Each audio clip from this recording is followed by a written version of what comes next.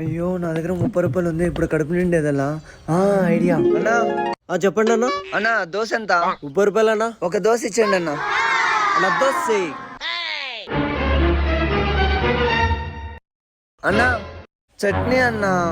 ఏంది రేడు? అన్నా చట్నీ అయినా మరి ఇప్పుడే కదా వేసింది.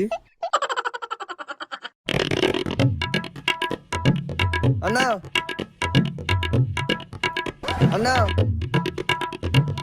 అన్నా చట్నీ చట్నీ అని చంపుతున్నాడు కదా రేడు.